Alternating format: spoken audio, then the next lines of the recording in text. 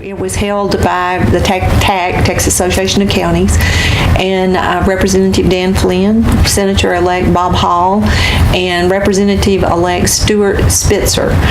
He represents Kaufman County and Athens. I think that's Henderson County. And they were the elected officials that we had there, and it just gave us an opportunity to share with them what we envisioned for the legislative session this year. I would imagine, having covered county government for a few years, the term unfunded mandates probably came up from time to time. It did. I can tell you that we always unfunded mandates and revenue caps.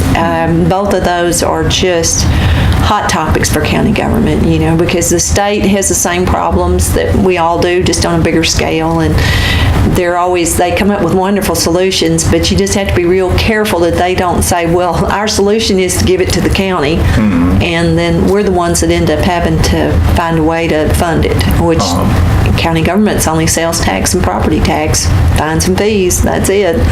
So it kind of straps us. So yes, we discussed it, and everybody assured us that they would not do unfunded mandates. Are there any old issues that maybe you've had in the past that maybe didn't get by committee or something like that will be re-raised again? I think transportation is always going to be an issue, because that really is one of those things that they take a lot of they divert the funds from transportation. And of course, we got that money last year from the CTARS zones, that we established, that the state gave us some money. And we would like to see that refunded. It helps with the overweight truck traffic. Yeah. And so we're going to ask them for that. Will they give it to us? Their revenues are tight like ours, but that is a continual issue that we will continue to go after with them. You've got education, and even though that doesn't involve county government, that's going to be a hot topic this year, because there's just, you've got the courts involved with it again, and so education, mental health. Part of the reason we have overcrowding in the jails is because a lot of your state mental health hospitals are being shut down or shrunk in size, and so there's not the rooms to put people into, and somebody a lot of times with a mental disability, they turn to crime, or they end up in our jails, and our jails are not meant to rehab people with mental health problems, and so it causes overcrowding. It's always a chain reaction, and we're trying to again work with that to get the legislature to recognize that is a definite problem, and that's actually one that's rolled down on county government, because they do overcrowd our jails sometimes, and while we get is pulled before jail standards, and the hospitals are the same way. They're not built to handle it in emergency situations. They've got some leeway, but so mental health. I was trying to think of course, there's always water. Water was a big topic, how they're going to address it. And you remember last year the people voted on, I believe it was $2 billion coming out of the rainy day fund.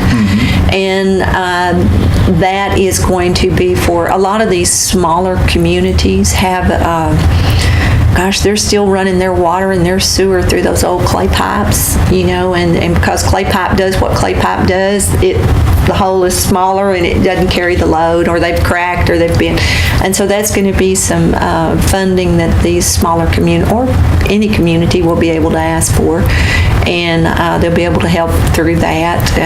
I'm sure there's going to be something in there for water development, but I think they're really looking at, we've got we can save a lot of our water now if we just had better transportation systems for it. And so they're going to be looking into that. Law enforcement, same topics, basically, every year, not enough money. Healthcare, oh my goodness, that's a big one, and that is so tied with the federal government as to, for state, whatever the federal government doesn't want to do, they send down to the states, and then you get whatever the state doesn't want to do, they send down to the counties. So, it's just kind of a chain reaction, but I am so grateful for our hospital district.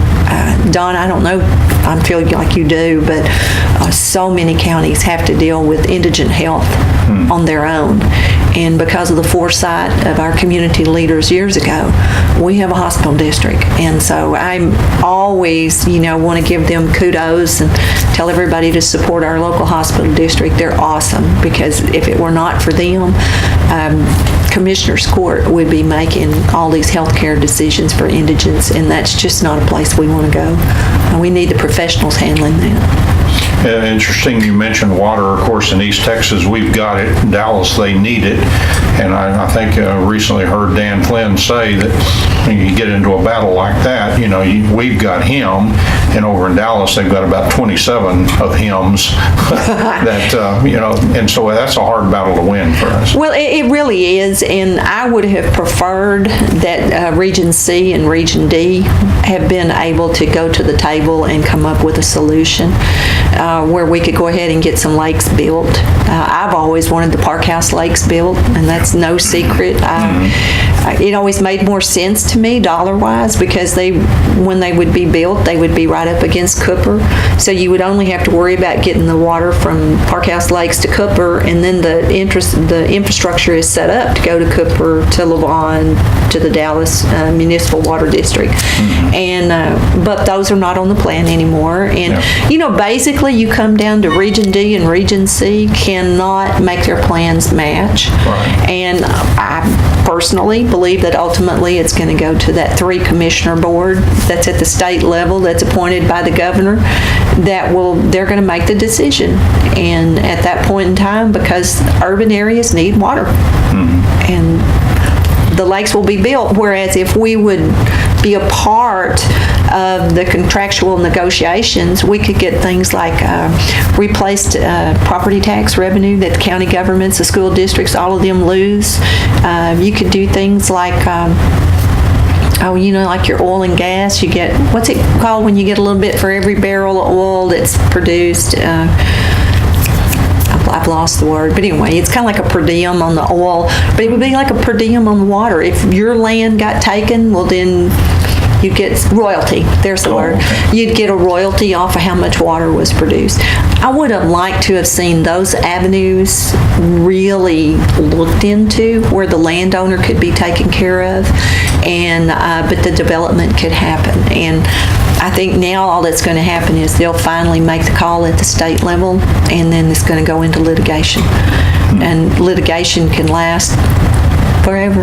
I mean, the good thing about a meeting like you had yesterday, you face-to-face, not that, our local, both of those guys have been through recently, but when you call, they know who you are, and plus everybody else that was there, and you have a chance to express yourself and really just let them know, where you stand going into the session. Well, and it's so interesting when you get a chance to really sit down and talk to them. Senator-elect Hall was very interesting to give us his viewpoint on it, because he's new. The Senate's changed. There's going to be a different viewpoint, and you get to see it through their eyes, and so you get to see it as a new senator going in, all these issues coming toward him. And he did make the statement that it's not so much Republican Democrat as it's urban rural, just like Representative Flynn had talked about. And so it was very interesting to look through his eyes at the challenges that he's going to face, and he wants to honor his promises to the people, and now he's just got to figure out how to do it. And so he's learning. Like I said, I truly enjoyed visiting with him. Representative Flynn, with his experience, I think he's been down there 12 years, to me really tied it to you kind of got to look at it like county government just stays bigger. I mean, they represent a district, I represent a precinct, but I'm still a county commissioner. So even though he represents us, he represents the whole state. So it's a balancing act that you have to do, just like I have to do as a precinct commissioner. And it was just interesting. And he moved, through his experience, he moved from topic to topic to topic. And, just had, it doesn't work like the civic books down there. I wished it did, but it doesn't. Yeah. And so he kind of brought it to life as to what his day-to-day challenges were. And listening, it really kind of tied into the same things we do, just different level.